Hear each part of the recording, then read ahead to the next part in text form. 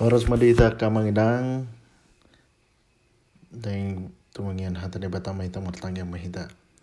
Damene debata na sumurusyan salon na roha imana mga ramoti akate-ate daw pikiram huna di bagasan Yesus Kristus Tuhate. Amin. Hata debata dihita di Minggu Okuli tanggal 20 Maret 2022 imana tersurat cian Lukas bidu 10 ayat sadar rodi cia. Sono mahatan itu hatta. Adong manaro ujui babua hontu ibana taringo tu akka hala Galilea na diduruson silatus do mudar nasida ke besar tu napi nelo nasida. Jadi nina Yesus mamangalusi nasida. Na niagam rohamuna do par dosaon hala Galilei martibakon salut hala Galilea hala songoni dia nasida. Udokma dihamu dang anggo somubar rohamuna lo songoni do hamu magomuse. Manang na diri po hamu anggo na 10 walu halak namate ditinggang palas-palas na di Siloam persalaan sian sude pangisi ni huta Jerusalem kodok madi hamu datung anggo somu barrohamuna losong dido hamu mago muse tungi dia tahun ma upamaon adong madi sahalak halak au ara nasi dua na porla anggurna jadi Roma ibana mengelului perbuena hapedang adong jepaksa kebenin na mamadok siula porlak anggurna. Nunga pola patuluh tahun au ro mangalului parbui di hau araon laso Jepang. Taba mai pola mangopo tanoi bainona. Alai di doki mamuhalusi tonami los mei di sisa tahunon asasanga hupakur maliang bonana mabaina patusi hagiat olumar parbui tujulonon alai anggo sohada taba ma ima yang besarna. Saudaraku yang telah ditebus oleh Tuhan Yesus Kristus, bila ada kejadian tragis terjadi pada seorang atau sekelompok orang, sering kita dengar ucapan yang mengatakan bahwa semua itu terjadi karena dosa mereka yang sangat besar. Ketika pandemi COVID-19 melanda dan mematikan puluhan juta manusia di seluruh manusia di dunia ini, banyak orang mengatakan itu adalah hukum Tuhan.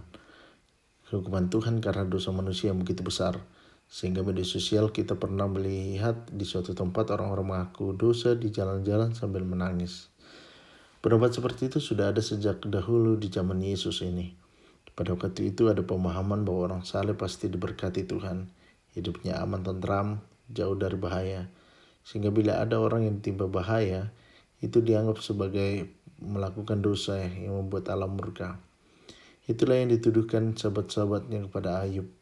Itu yang dinyatakan murid-muridnya kepada Yesus di Yohanes 9 ayat 2. Siapakah yang berdosa sehingga anak itu buta sejak lahirnya? Di Kisah Para Rasul 28 ayat 3-4, ketika Paulus digigit ular di Pulau Malta itu, mereka langsung mengatakan bahwa Paulus adalah pendosa besar.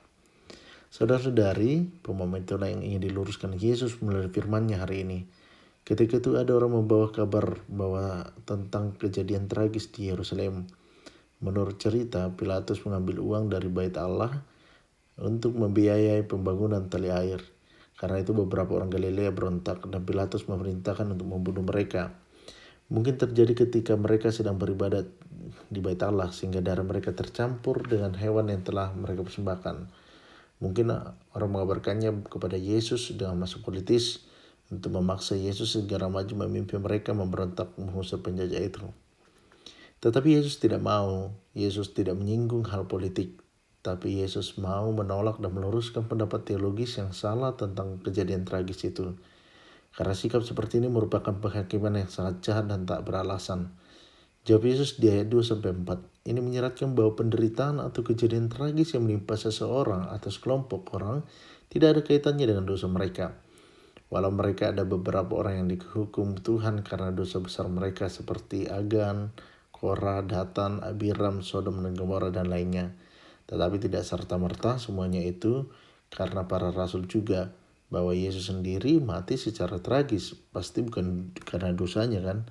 Saudaraku, tidak jarang sadar atau tidak sadar, katakan atau hanya di hati, kita sering juga bersikap seperti itu.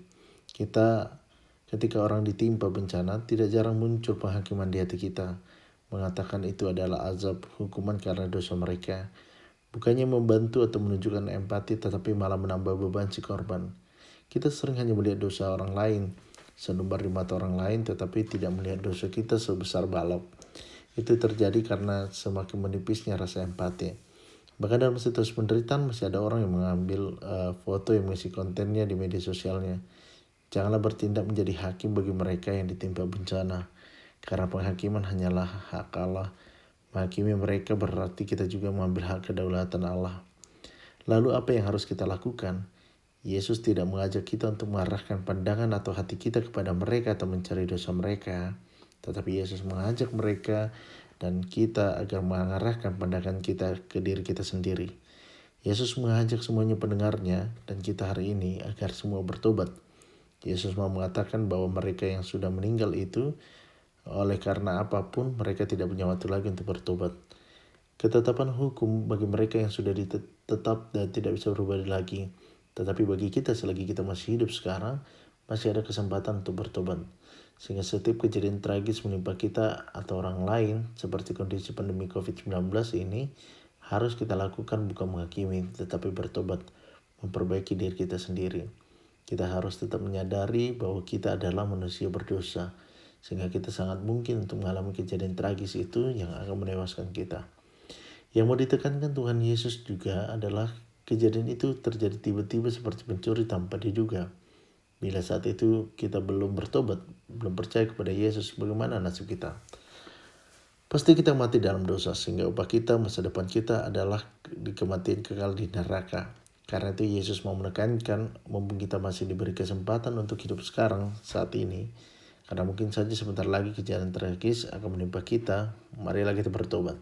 Seorang penafsir mengatakan nasib orang yang mati bukanlah karena dosa yang khusus, melainkan menjadi panggilan untuk bertobat bagi kita yang masih hidup. Celakalah kita bila waktu yang ada bagi kita sekarang ini tidak kita gunakan untuk bertobat.